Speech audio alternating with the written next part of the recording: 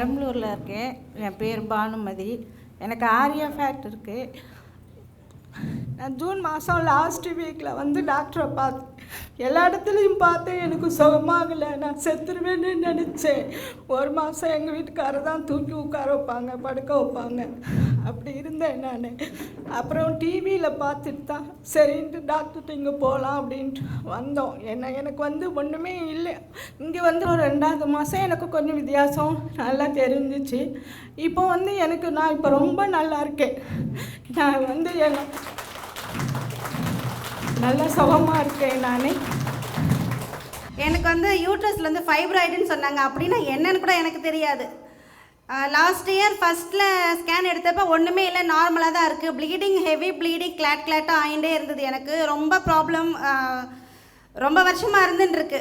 2 months back வந்து சுத்தமாக திடீர்னு ஒரு இன்ஜெக்ஷன் ஒன்று போட்டுகிட்டே இருக்கணும் சார். இந்த ப்ளீடிங் ஆரச்சு என்கிட்ட காசு இருந்தால் போடுவேன், இல்லைன்னா இல்லை.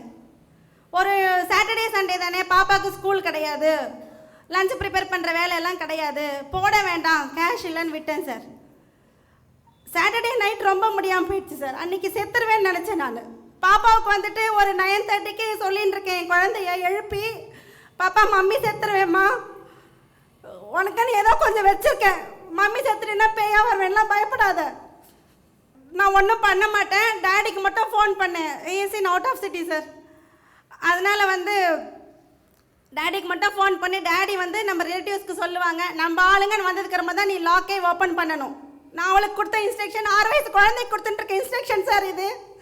டோர் லாக் குழந்தையால் ஓப்பன் பண்ண முடியாது. தென் நான் டோர்லாம் லாக் பண்ணல, கேட் லாக் ஓப்பன் பண்ண முடியாது, கேட் மட்டும் லாக் பண்ணியிருந்தேன். ஒரு 11:30க்கு எங்கள் சரௌண்டிங்கில் இருக்கிற டாக்டர் ஒருத்தருக்கு ஃபோன் பண்ணேன். அவர்கிட்ட தான் ட்ரீட்மெண்ட் எடுத்துகிட்டு இருந்தேன். சொன்னதுக்கு அதெல்லாம் ஒன்றும் ஆகாதுமா, காலையில் ஆள் அனுப்புகிறேன். காலையிலேருந்து ஒரு 100 வாட்டிக்கு மேலே ஃபோன் பண்ணேன் சார். 2:30க்கு தான் ஆள் அனுப்புனாங்க. இன்ஜெக்ஷன் போட்டு மாத்திரை கொடுத்துட்டு போனாங்க. 3:30 மணிக்கு நான் எழுந்து சமைக்கிறேன். அது வரலும் என் குழந்தை பசி பசி பசின்னு அழுதுன்னு இருக்கு. நான் அவ்வளோதான் கண்டிப்பாக முடிவு பண்ணியிருந்தேன் சார், அவ்வளோதான் அப்படின்னு நினச்சேன். அதுக்கப்புறம் ஒரு 3 days இன்ஜெக்ஷன் போட்டு ஒரு 2 daysக்கு அப்புறமா டிவியில் தமிழ் சேனலே பார்க்க மாட்டேன். அன்றைக்கி என்னமோ ஆண்டவனுடைய அருள் எனக்கு பார்க்கணுன்னு இருந்திருக்கு, பார்த்தேன் சார். நீங்கள் சொன்ன அந்த ஃபஸ்ட்டு லைனே எனக்கு ரொம்ப மனசுக்கு தெம்பு கொடுத்தது.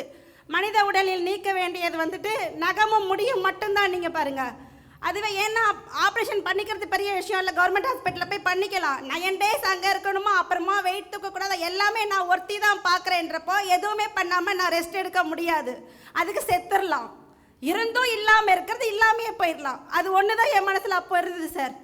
ஆனால் உங்ககிட்ட வர்றப்போ வந்து அந்த ஒரு வார்த்தை மட்டும் கேட்டேன், வேறு எதுவுமே நான் உங்கள் ப்ரோக்ராம் கூட பார்க்கல சார். உண்மையாக சொல்கிறேன், அந்த ஒரு வார்த்தையிலேயே எனக்கு திருப்தி ஆகிடுச்சு. அந்த நம்பர் நோட் பண்ணி கால் பண்ணி புக் பண்ணிட்டு வந்தேன் சார் நான்.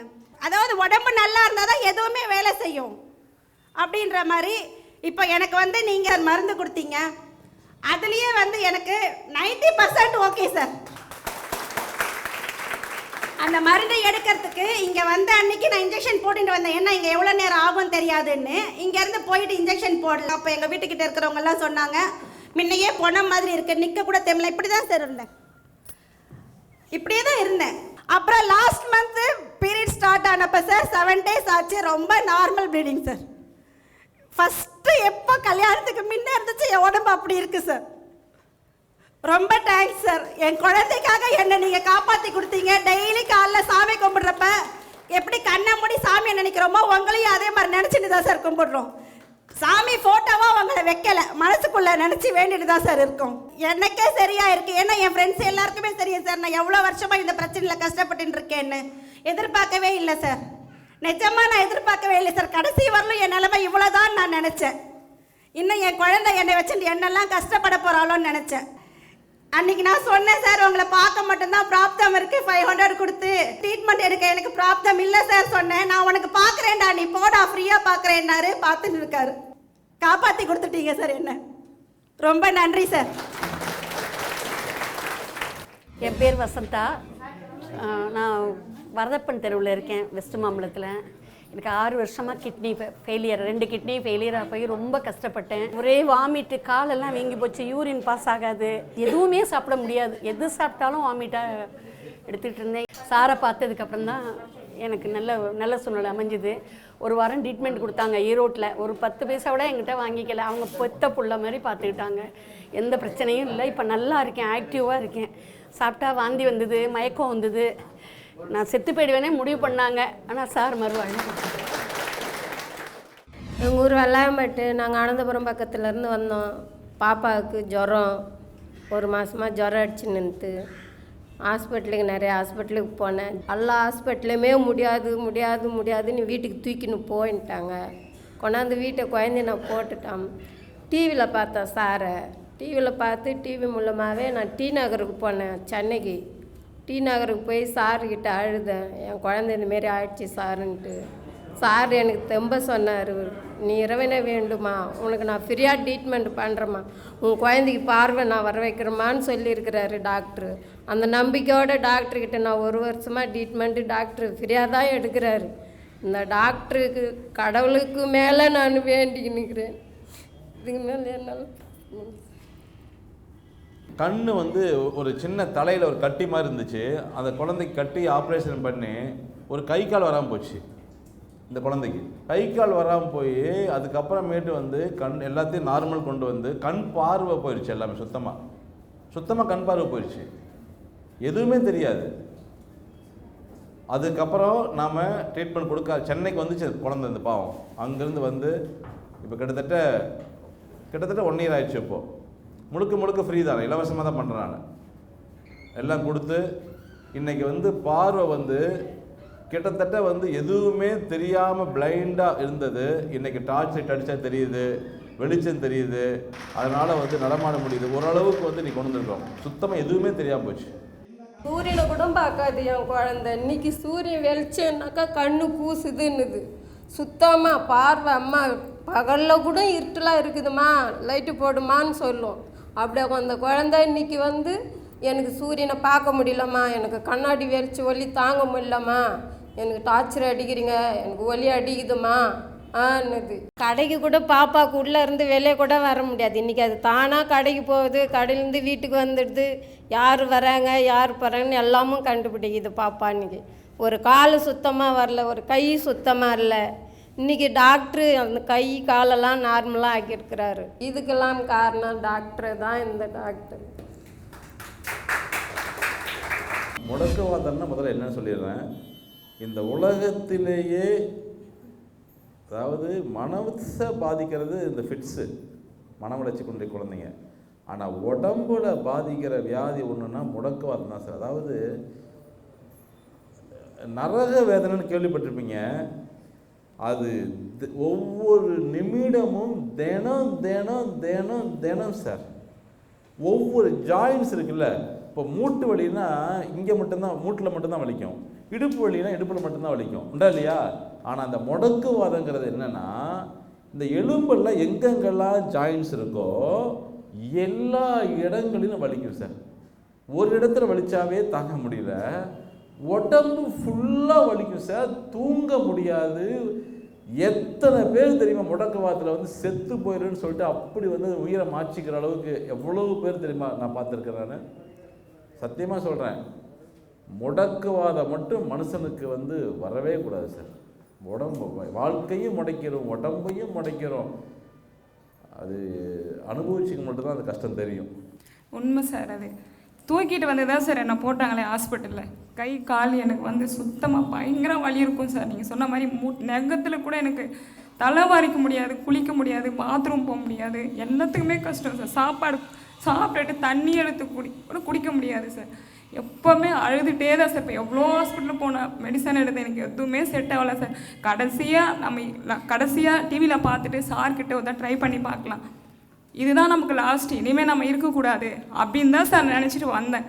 வந்து ஒரு மாதத்துலேயே எனக்கு நல்ல கிடச்சி. எனக்கு தூக்கிட்டு வந்து ஃபஸ்ட்டு எங்கள் வீட்டுக்காரரும் சரியாக பார்த்துக்க மாட்டாங்க சார். எனக்கு அம்மா மட்டும்தான் காய்கறி வியாபாரம் பண்ணுறாங்க, அவங்க தான் எனக்கு எல்லாமே பார்க்கணும் சார். திடீர்னு ஒரு நாள் அப்படியே கை சுத்தமாக ஒரு கால் சுத்தமாக வரல சார். எனக்கு 4 மணிக்கு ஃபோன் பண்ணேன் சார் சரிதா அக்காவுக்கு. அக்கா என்னால் முடியல, பயமாக இருக்குது, எனக்கு ரொம்ப கஷ்டமாக இருக்குக்கா, நான் செத்து போய்டுவேன்னு எனக்கு ரொம்ப பயமாக இருக்குது அப்படின்னு நான் சொன்னேன். உடனே அவங்க ஃபோன் பண்ணி, நீ கிளம்பி வாடி, நான் இருக்கேன், நீ கிளம்பி வந்துடு, என்ன வேணால் நடக்கூட என்னை கூட்டிப்பாங்க, விட்டுருங்க அப்படின்னு சொன்னேன். வீட்டில் சொல்லிட்டேன் சார். தூக்கிட்டு வந்து தான் சார் என்னை அங்கே வளர்த்துனாங்களே. கொஞ்ச நேரம் கழித்து அக்கா வந்து எனக்கு மருந்தெல்லாம் கொடுத்தாங்க, டிஃபன் கொடுத்தாங்க சார். எனக்கு யாருமே வந்து இந்த காலத்தில் பாசத்தோடு யாருமே பார்க்கல, ஆனால் அவங்க எனக்கு பார்த்தாங்க சார். எனக்கு 3 மாதத்துலேயே எனக்கு நல்ல நடக்க முடிஞ்சுது, பாத்ரூம் போகிறதுக்கு, சாப்பிட்றதுக்கு, ஒரு 1.5 கிலோ வெயிட் தூக்குற மாதிரி என்னால் முடிஞ்சுது சார்.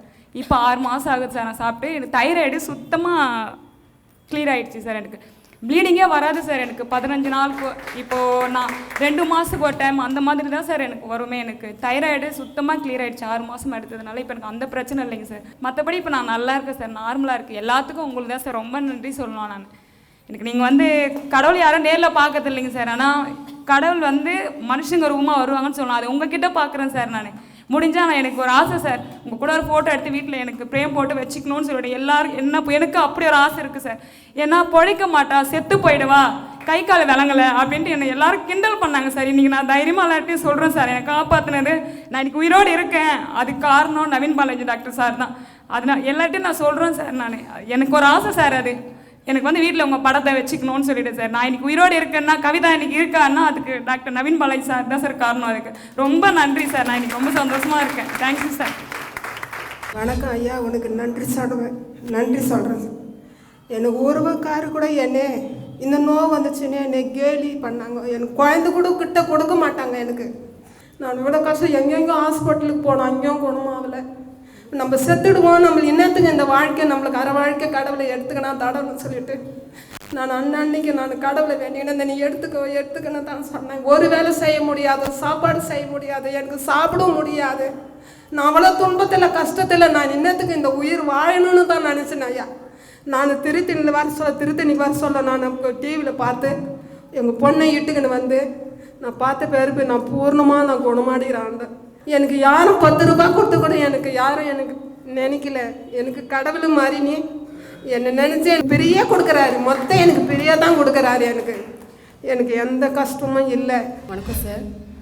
என் பையனுக்கு தான் நான் ட்ரீட்மெண்ட் பார்த்துட்ருக்கேன். கிட்டத்தட்ட 6 மாதமாக பார்த்துட்ருக்கேன் சார். இவனுக்கு வந்து காது சைடு, லெஃப்ட்டு இயர் சைடு வந்து ஒரு கட்டி மாதிரி வரும். அதாவது 2 மந்த்ஸ்க்கு ஒரு தடவை அந்த கட்டி வந்துகிட்டே இருக்கும். வந்துச்சுன்னா அவனால் அதை தாங்கவே முடியாது. அது சீல் வடிஞ்சு டாக்டர்கிட்ட போய் கிழிச்சு விட்டு அந்த மாதிரி தான் அது க்யூர் ஆகும். அதுக்கப்புறம் தான் டிவியில் சார் உங்களோட ஆடை பார்த்துட்டு 6 மந்த்ஸ்க்கு முன்னாடியே நான் வந்துட்டேன். அதுக்கப்புறம் வந்து இப்போ ஒரே ஒரு டைம் தான் வந்திருக்கு. 6 மந்த்து கழித்து ஒரு தடவை வந்திருக்கு. அப்புறம் அடிக்கடி மூக்குலேருந்து ரத்தம் வந்துகிட்டே இருக்கும். கண்டினியூஸாக உட்காந்து எழுதிட்டு இருப்பான், அவனே அறியாமல் அப்படியே பேப்பர் ஃபுல்லாக பிளட்டாக ஊற்றிகிட்டே இருக்கும். அது ஃபுல் அண்ட் ஃபுல் ஸ்டாப் ஆயிடுச்சு. இப்போது பிளட்டு வரதே அவனே கேட்குறான், என்னம்மா இப்போல்லாம் எனக்கு மூக்குலேருந்து ரத்தமே வரமாட்டேங்குது அப்படின்னு கேட்குற அளவுக்கு க்யூர் ஆயிருக்கு. ரொம்ப சந்தோஷம். புகழ் போலே உலகாண்ட புலவர் தமிழ் போலே